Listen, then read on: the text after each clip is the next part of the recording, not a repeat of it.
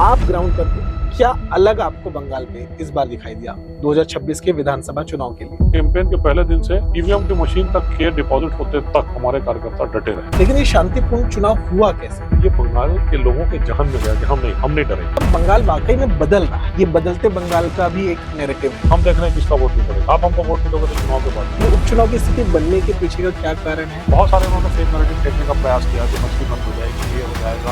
ये घुसपैठ का विषय क्या है और बंगाल को इससे बचाना क्यों आवश्यक है? उनकी सांसद सानिया घोष वो एक तरफ कलमा पढ़ती थी तो एक तरफ हनुमान चालीसा पढ़ती थी।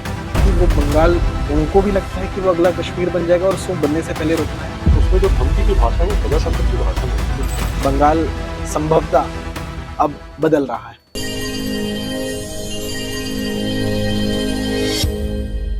बंगाल सहित पूरे देश के 5 राज्यों के चुनाव हो चुके हैं, लेकिन जो सबसे बड़ा और सबसे हॉट टॉपिक बना है वो है बंगाल का चुनाव। क्योंकि बंगाल के जो एग्जिट पोल्स आए हैं उसमें से 8 में से 6 एग्जिट पोल अप्रत्याशित रूप से भाजपा की जीत की ओर संकेत कर रहे हैं। तो बंगाल के चुनाव को लेकर सोशल मीडिया से लेकर सड़क तक, लोगों के डिनर टेबल से लेकर ऑफिस टेबल तक लगातार चर्चा चल रही है। तो हमने सोचा कि क्यों ना बंगाल के चुनाव का एक ऐसा विश्लेषण, एक ऐसी ग्राउंड रियलिटी आप तक लेकर आए जो सीधे बंगाल की सड़कों से लेकर द नैरेटिव के स्टूडियो तक आई। और इसी चर्चा के लिए हमारे बीच मौजूद हैं सौरभ सिंह जी। सौरभ सिंह जी 2 बार के एमएलए हैं, अभी वर्तमान में छत्तीसगढ़ मिनरल डेवलपमेंट कॉर्पोरेशन के चेयरमैन हैं। और सबसे बड़ी बात इस चुनाव को लेकर जो हम उनके साथ चर्चा कर रहे हैं वो ये है कि उन्होंने लगभग 2.5 महीने बंगाल की सड़कों पर बंगाल के लोगों के साथ, बंगाल के नेताओं के साथ और बंगाल के सिस्टम के साथ बिताया है।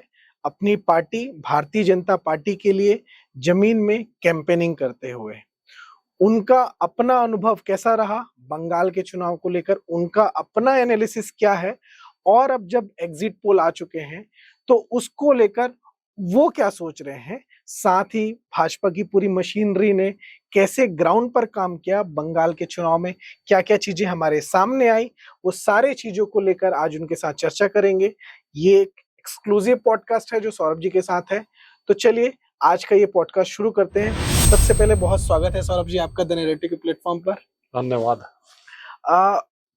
पूरा जो चुनाव है उसको लेकर हम काफी दिनों से सोशल मीडिया में फॉलो कर ही रहे हैं, न्यूज में फॉलो कर रहे हैं, लेकिन जो सबसे इम्पोर्टेंट, जो सबसे बड़ी चीज जो हम सबको दिखाई दे रही है वो है कि कुछ तो अलग हुआ है। क्या अलग हुआ है लेकिन हम समझ नहीं पा रहे हैं, क्योंकि हम अपने स्टूडियोज में बैठे हैं या हम बंगाल के ग्राउंड पर नहीं। आप ग्राउंड पर थे, क्या अलग आपको बंगाल पे इस बार दिखाई दिया 2026 के विधानसभा चुनाव के लिए? भारतीय जनता पार्टी के सभी कार्यकर्ताओं ने, चाहे वो प्रवासी थे, चाहे वो लोकल कार्यकर्ता थे, और मोदी जी से लेकर आदरणीय हमारे गृह मंत्री जी, राष्ट्रीय अध्यक्ष जी से लेकर नीचे तक का जो कार्यकर्ता था, सारे कार्यकर्ताओं ने अपनी जितनी ताकत हो सकती है और अपने पूर्व के सारे परिश्रमों को लांघते हुए और पूर्व के सारे रिकॉर्ड को लांघते हुए बंगाल को एक चैलेंज लेकर वहां पर जमीनी स्तर पर काम किया। और वो जमीनी स्तर का काम अलग अलग आयामों में काम था, संगठन के क्षेत्र पर, गैर संगठन के क्षेत्र पर, सोशल लोगों के साथ आउटरीच करना, आम व्यक्ति के साथ कैसे आउटरीच किया जा सकता है, समाज के अन्य वर्गों के साथ कैसे आउटरीच किया जा सकता है, ऐसे करके बहुत बहुआयामी वहां पर कार्य किया गया। और मूलतः भारतीय जनता पार्टी संगठन की पार्टी है, तो संगठन के ऊपर भी बहुत जबरदस्त वहां पर काम किया गया। और उसका मैं आपको एक उदाहरण देता हूं कि जब हम बंगाल में गए तो लोग बोलते थे कि पिछले चुनाव में आपको वोट तो बहुत अच्छा मिला, और बहुत सारी जगह के लोग पोलिंग बूथ में नहीं दिख रहे थे या ये थे। इस बार आप देखिए कि सब लोगों का कहना था कि चुनाव कैंपेन के पहले दिन से ईवीएम की मशीन तक के डिपॉजिट होते तक हमारे कार्यकर्ता डटे रहे। इस बार बंगाल के चुनाव में एक और बढ़िया चीज जो मुझे लगता है कि लोकतंत्र के लिए जो अच्छी है वो दिखाई दिया कि 92% से ज्यादा, 92.47 समथिंग इतना मतदान हुआ है। ये बंगाल के लिए भी अप्रत्याशित है कि 2011 में मुझे लगता है कि इससे पहले जो सबसे बड़ी संख्या थी, तो इतने बड़े स्तर पर मतदान आपने जमीन पर क्या अनुभव किया जिससे इतनी बड़ी संख्या पोलिंग बूथ पर दिखाई दी? दो चीजें थी। कम्युनिस्ट पार्टी का जो पूरा ढांचा था, वो ढांचा जनता की सेवा को लेकर या कोई विचारधारा को लेकर ढांचा नहीं था। वो पूरा ढांचा पोल मैनेजमेंट का ढांचा था। और पोल मैनेजमेंट में वो क्या करते थे कि कहीं ना कहीं अपनी गतिविधियों से और अपने गलत आचरण से लोगों को वोट डालने से रोकते थे। अच्छा। और उसके अलग अलग आयाम थे। आपका वोट डल गया, आप मत जाइए। बहुत सारी हाई राइज सोसाइटीज जो थी, हाई राइज सोसाइटीज में इंटिमिडेट करते थे लोगों को और बोले कि नहीं जाना है। बहुत सारे लोग को उनको पता रहता था कि ये हमारी विचारधारा का मतदाता नहीं है, तो उसको वोट नहीं डालना। ये कारण था कि वोट परसेंटेज लो होता था। इस बार वो हुआ नहीं।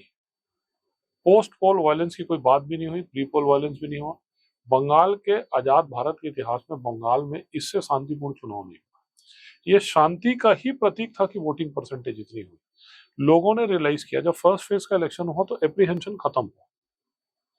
तो फर्स्ट फेज के इलेक्शन में जब लोगों को समझ में आया कि नहीं, हम जाके वोट करेंगे, पूरी पुख्ता इंतजाम, पूरी पुख्ता व्यवस्था है, और हम जाके अगर वोट करेंगे तो किसी भी तरह से हमको इंटिमिडेट नहीं किया जाएगा, फिर वो सेकंड फेज पे भी चला। इस कारण ये ऐतिहासिक मतदान हुआ। तीसरा ऐतिहासिक मतदान का कारण यह है कि बंगाल की जनता 15 साल के इनके कुशासन से बहुत परेशान थी। हर व्यक्ति के मन में, भले वो मुंह पे नहीं बोलता था, बंद कमरे में बोलता था, कि हर व्यक्ति के मन में चेंज था।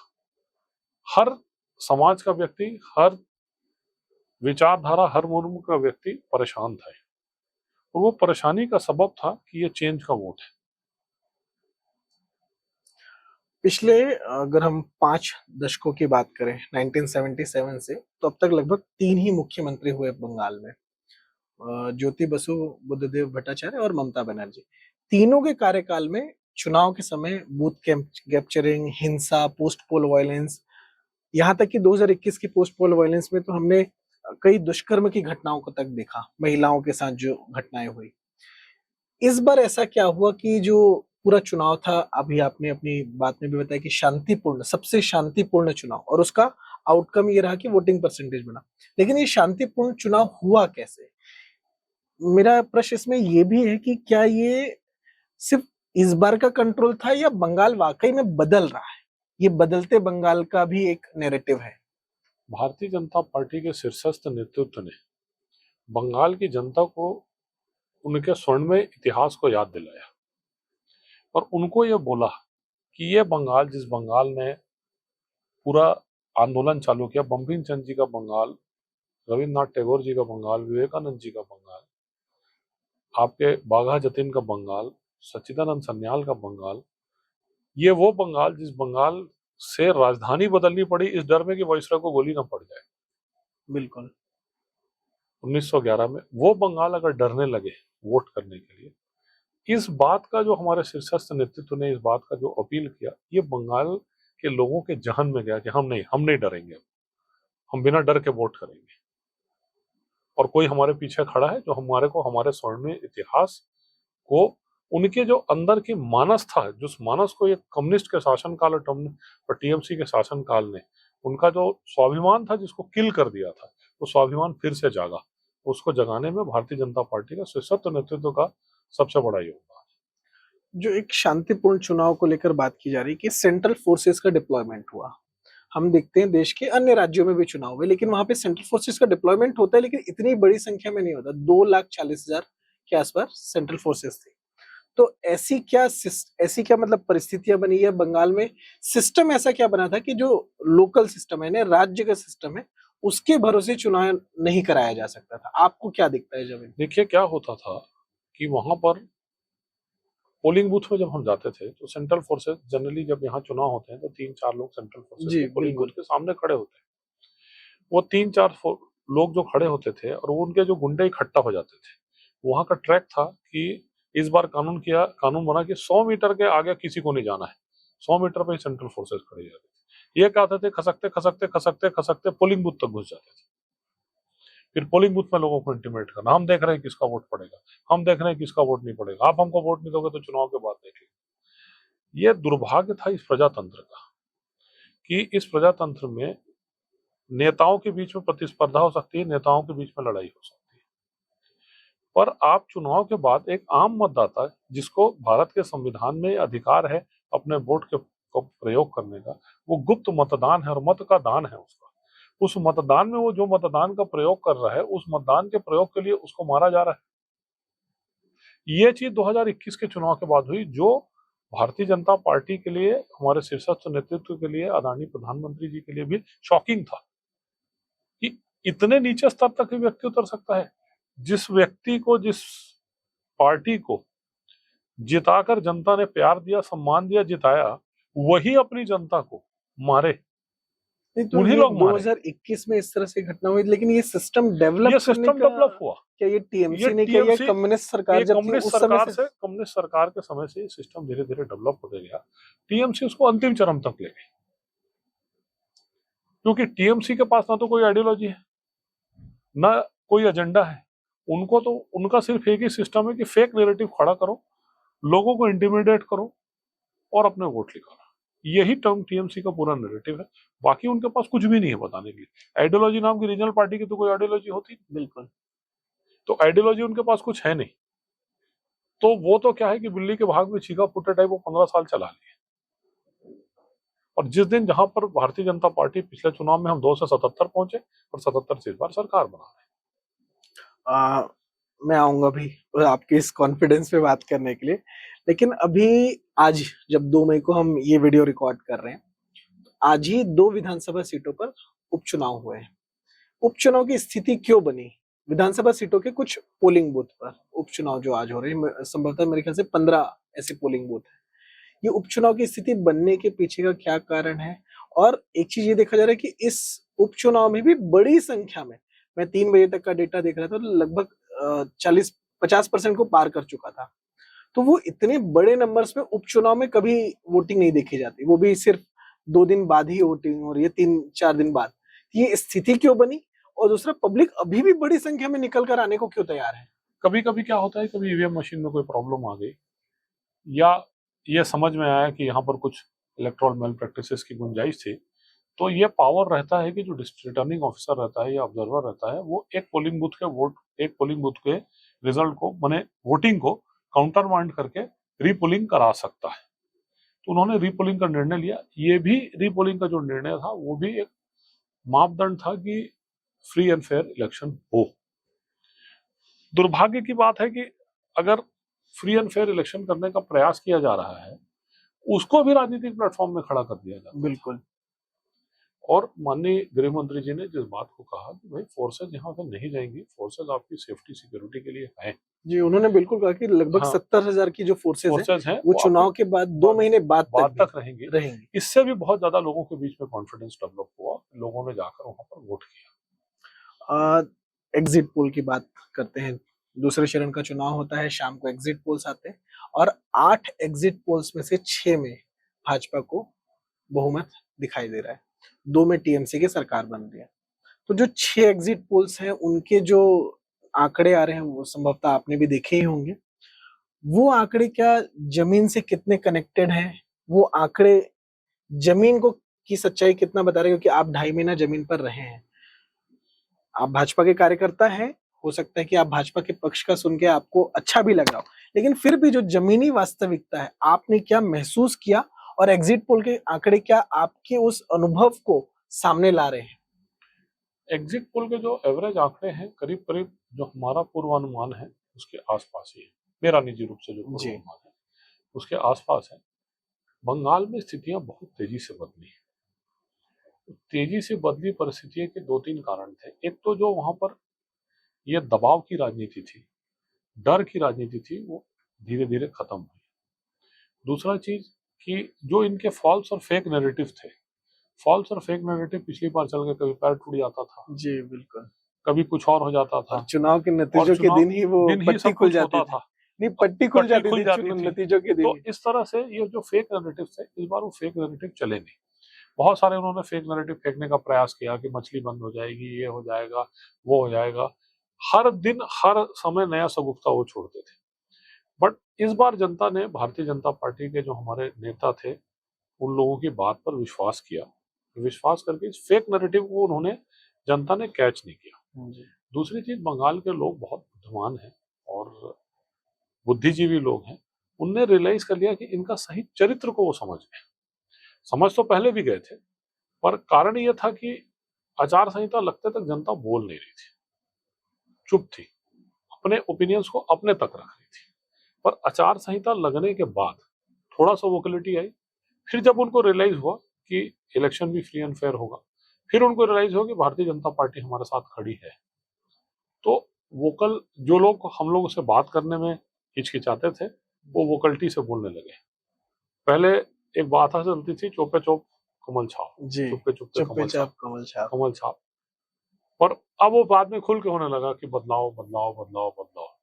ये आपका जो कहना है कि लोग बताते नहीं थे, अभी प्रदीप गुप्ता जो है एक्सिस माई इंडिया, वो अपना जो एग्जिट पोल है उन्होंने डिक्लेयर करने से मना कर दिया। उनका कहना है कि 60 से 70% उनको जो लोग मिले उन्होंने बताने से इनकार या हिचक रहे थे, वो बताना नहीं चाह रहे थे कि वो किसको वोट दे रहे हैं।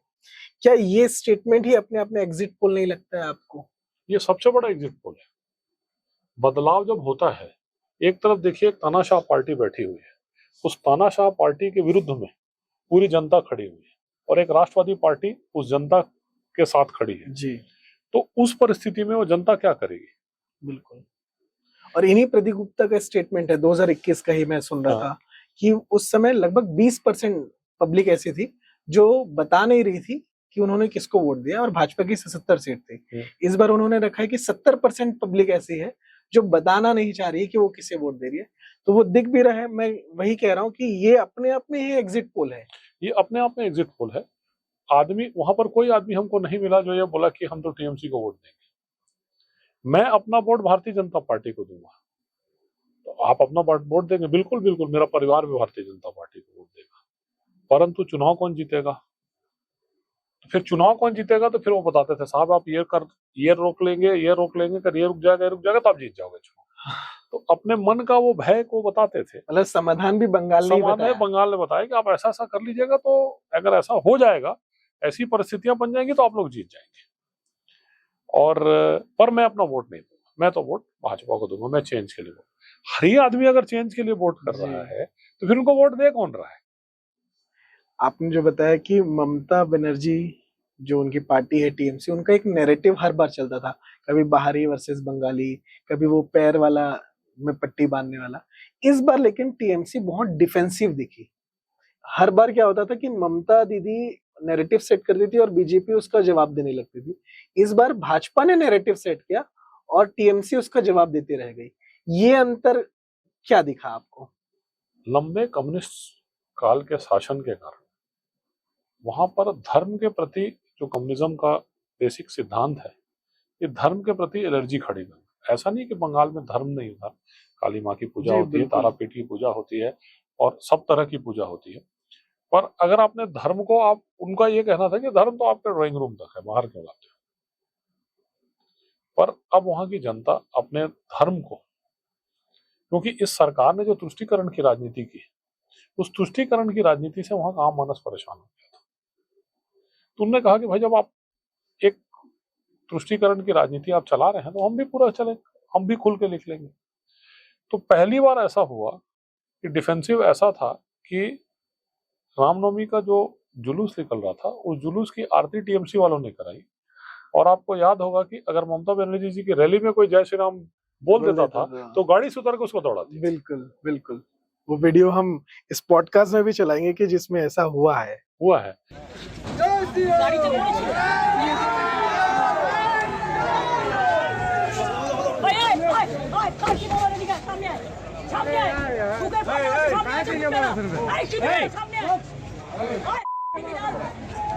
पर इस बार जय श्री राम बोल रहे थे।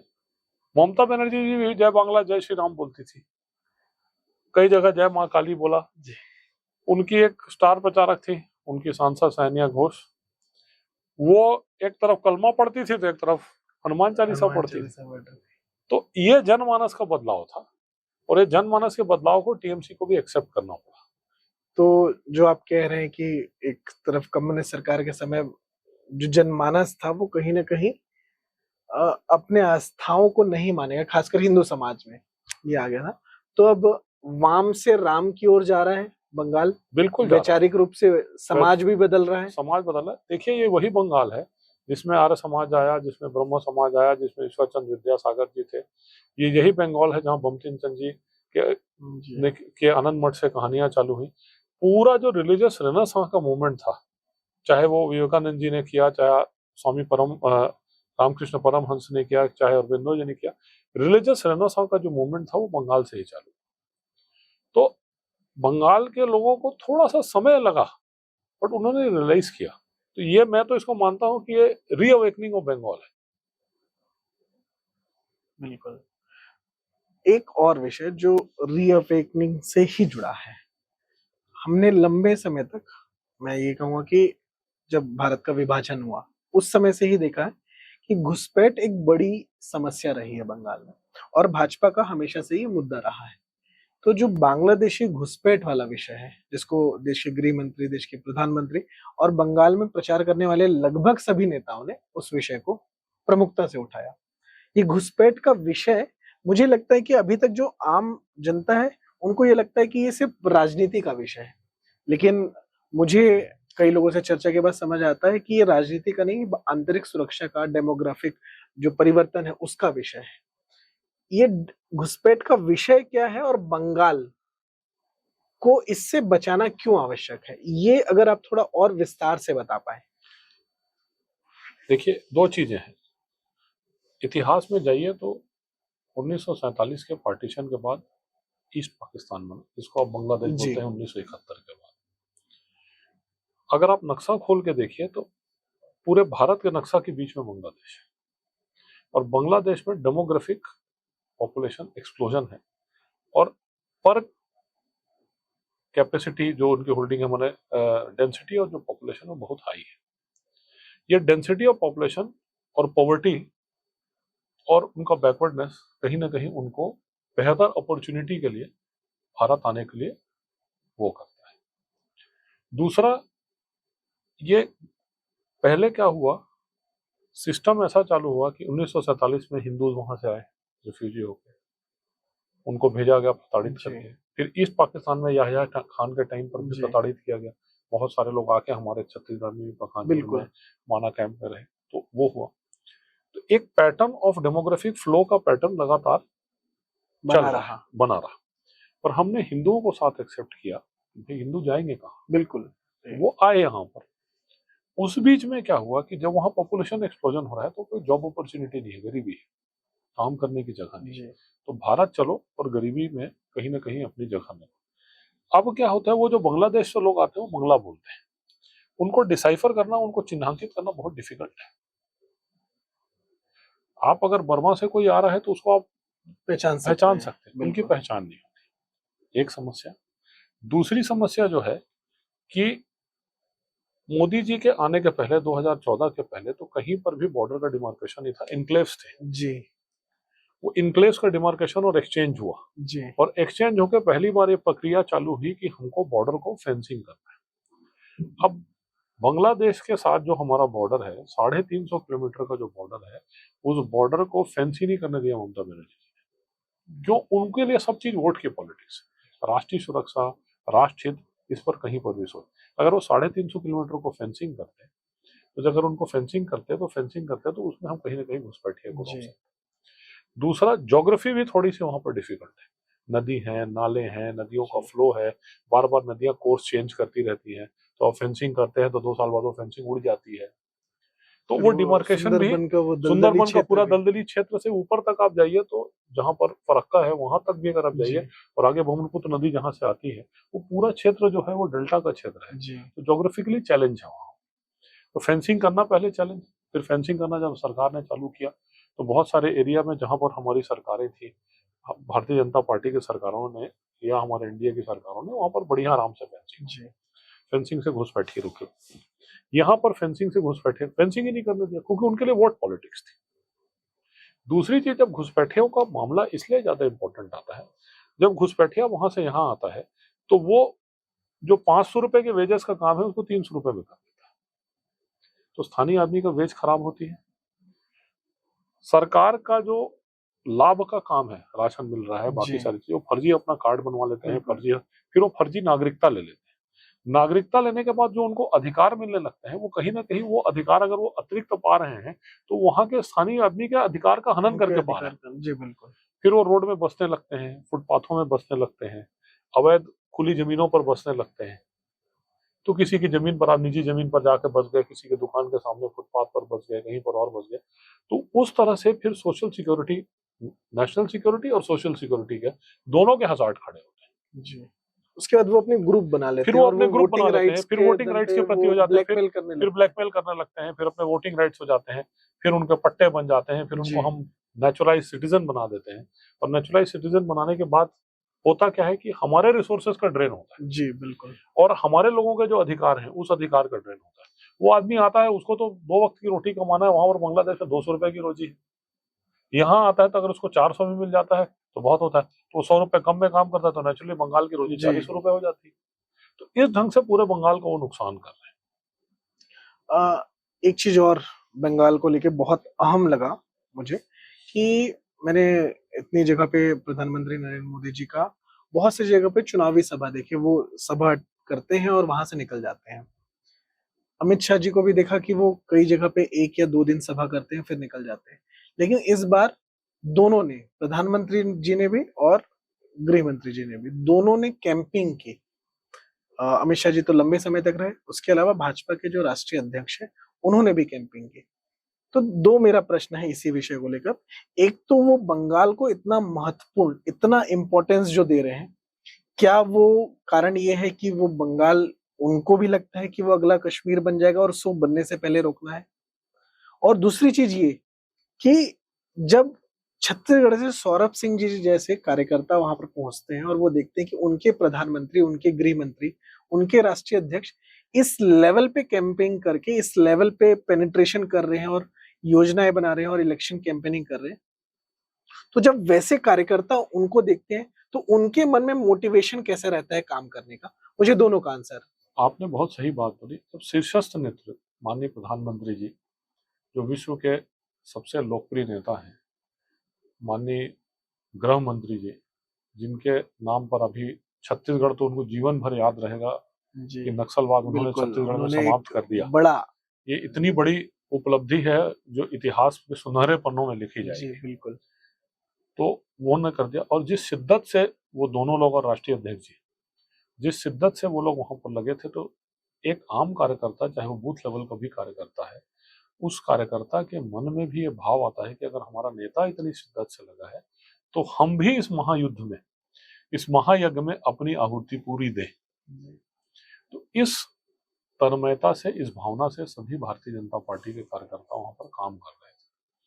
और उस काम में जब नीचे से ऊपर तक काम होता है, नेतृत्व का काम नेतृत्व ने किया, नीचे के बूथ के अध्यक्ष ने बूथ का काम किया।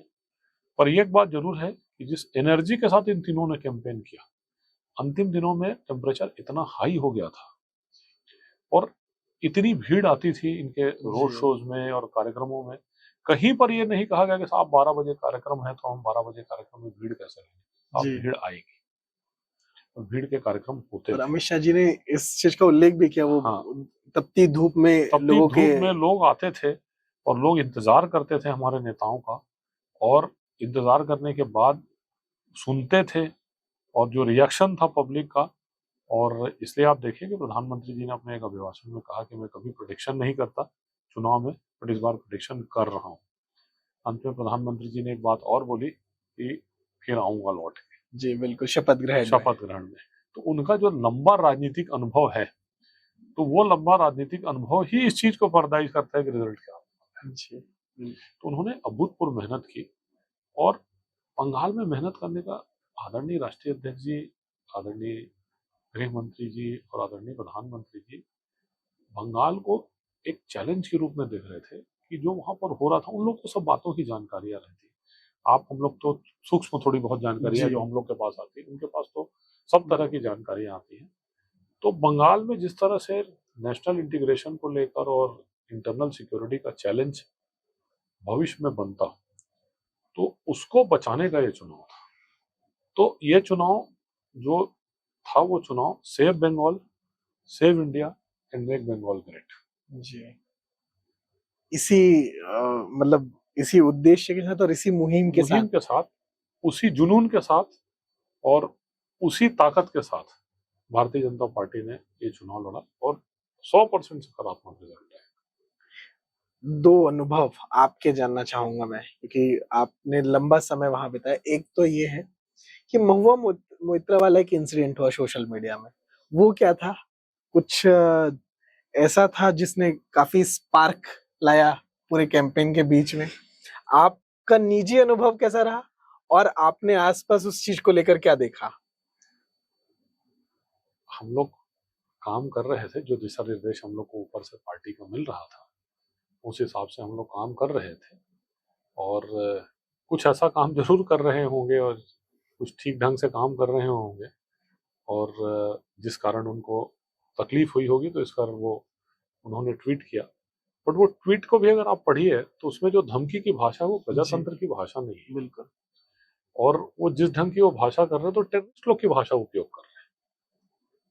और उसके बाद भी आप देखिए, मोहिया मित्रा जी ने मेरे खिलाफ ट्वीट करके जो बोला, बाकी हमारे माननीय गृह मंत्री जी के लिए बोला, अभिषेक बनर्जी ने जो भाषा कुछ की, उनके कुछ प्रवक्ता लोग हैं उनकी भाषा आप देखिए। तो ये भाषा, तो आप इससे ये गेज कर सकते हैं कि अगर वो खुलेआम ट्विटर में, खुलेआम टीवी के कैमरे में, खुलेआम सब जगह में इस तरह की भाषा का प्रयोग कर रहे हैं और इस तरह के, तो उनके जहन में क्या है? बिल्कुल। उनके जहन में कितनी अराजकता है, कितनी जलन है, कितनी चिढ़ है और कितनी गंदी भावनाएं हैं। ऐसा प्रजातंत्र में नहीं होता। जी। तो जब वो ऐसा कर रहे हैं तो अपने कार्यकर्ता और अपने मतदाता लोगों के साथ क्या करते हैं? बिल्कुल बिल्कुल, यही से समझ आता है कि कि उनके स्टाइल शासन ऑफ में शासन, एग्जैक्टली शैली मैं और बोलने वाला था, संस्कार उनके क्या है? शासन में जो सिस्टम है हाँ, वो कैसे काम करता कैसे होगा काम वो उनकी करता है, बातों से समझ बातों आता से समझ में आता है। है। शायद इसीलिए इतनी बड़ी संख्या में सेंट्रल फोर्सेस की डिप्लॉयमेंट की आवश्यकता पड़े। एक अंतिम प्रश्न, आपका जो अपना अनुभव रहा छत्तीसगढ़ से, मुझे लगता है कि बड़ी संख्या में कार्यकर्ता गए होंगे और कई लोगों के साथ आपकी बैठकी रही होगी। आपने देखा होगा कि वो कैसे कार्य कर रहे हैं। कुछ हो सकता है कि कुछ लोगों ने आपसे सीखा होगा, कुछ लोगों से आपने सीखा होगा। तो वो जो आपका पूरा ओवरऑल एक्सपीरियंस रहा छत्तीसगढ़ के अपने जो कार्यकर्ता थे आपके भारतीय जनता पार्टी के बंगाल के इलेक्शन को लेकर, वो अनुभव आपका और कार्यकर्ताओं के साथ? हमारी बहुत बड़ी टीम लगी हुई थी वहां पर, कुछ प्रत्यक्ष रूप से, कुछ अप्रत्यक्ष रूप से। हर को अलग अलग काम, उसकी जो उपयोगिता है उसके हिसाब से काम बांटा गया था। और जितने भी छत्तीसगढ़ के, और न केवल छत्तीसगढ़ के, पूरे भारत के जो कार्यकर्ता वहां पर आए हुए थे, वो सभी लोग बहुत लंबे समय से लगे थे, बहुत तन्मयता से, शालीनता से और बहुत शिद्दत से ग्राउंड लेवल पर उन्होंने काम किया। वहां पर जाकर जो एक अनुभव जो जीवन भर के लिए हम लोग सब लेके आए, वो ये था कि बंगाल की एक समृद्ध विरासत है। चाहे वो संस्कृति हो, चाहे वो सभ्यता हो, चाहे इतिहास हो, उसको बहुत नजदीक से देखने और समझने का हमको मौका मिला। थिएटर, पेंटिंग, डांस, म्यूजिक और खाना, वहाँ की जो हिस्ट्री है, आप जाइए तो हिस्ट्री की किताब में आप जो पढ़ते हैं, फिर वहाँ जाकर आप देखें कि यार यही फोर्ट विलियम था जहाँ रॉबर्ट क्लाइव आया था। तो जो इतिहास के साथ जुड़ी हुई, इतिहास के पन्नों की चीज जीवित और जागृत अगर आप वहाँ देख रहे हैं, ये एक जीवन भर का एक अनुभव था। तो हम लोग जितने कार्यकर्ता गए थे, एक ये बंगाल की वैभवशाली, गौरवशाली परंपरा को देखकर और सीख कर वहां से आए। दूसरी चीज कि जो हम लोग वहां से लेके आए कि अगर आपका शीर्षस्थ नेतृत्व ने यह ठान लिया कि हमको इस देश को बचाना है, तो करके दिखाएंगे। ये तो हम फुट सोल्जर हैं, तो फुट सोल्जर को फुट सोल्जर जैसे काम करना है, बट जिस शिद्दत और जिस लगन और जिस फोकस के साथ इस चुनाव को लड़ा गया और इस चुनाव को, तो ये जीवन भर का एक अनुभव है जी। मुझे लगता है कि आप जितने आश्वस्त हैं और एग्जिट पोल के जो नंबर्स आ रहे हैं वो भी आप जो बता रहे हैं उसी की ओर संकेत कर रहे हैं, तो मैं आपको अग्रिम बधाई देता हूं पहले तो धन्यवाद। कि आप जैसे मतलब सैकड़ों हजारों लाखों कार्यकर्ताओं की परिश्रम से, क्योंकि प्रधानमंत्री जी खुद कहते हैं कि मैं भी भाजपा का सब कार्यकर्ता हूं, कार्यकर्ता थे। वैसे लाखों कार्यकर्ताओं के परिश्रम से बंगाल संभवतः अब बदल रहा है, और जैसे कि हमने हमारी चर्चा में निकला है कि वो वाम से राम की ओर जा रहा है, तो होपफुली समृद्धि की तरफ जा रहा है। राम माने समृद्धि का बिल्कुल प्रतीक है। बिल्कुल आज भी गांधी हमारी जी संस्कृति में हम बोलते हैं राम राज्य आएगा, बिल्कुल राम गांधी राज्य जी आएगा तो समृद्धि आएगी, गांधी जी ने सभ्यता हमेशा आएगी, आदर्श में संस्कृति यही आएगी। कहा कि राम राज्य होना चाहिए, राम राज्य होना चाहिए। बिल्कुल तो राम राज्य माने वही है समृद्धि, कि संस्कृति, सभ्यता बिल्कुल की तरफ जा रहा है, और वहाँ की बहुत सारी संभावनाएं हैं।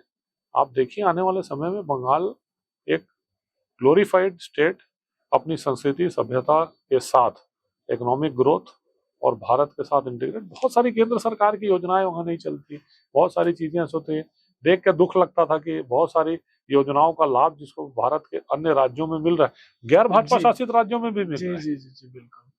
ऐसी अच्छी योजनाएं हैं। ये समृद्धि वाली बोलने से मुझे एक मीम तो नहीं कहूंगा, लेकिन वो बहुत रियलिस्टिक है, बट उसे मीम के अंदाज में शेयर किया गया सोशल मीडिया। उसमें लिखा है कि 70s में जो था गुजरात में अराउंड 7,000 मेगावाट की कैपेसिटी से इलेक्ट्रिसिटी पावर जनरेशन था, और बंगाल में भी लगभग उतना ही था।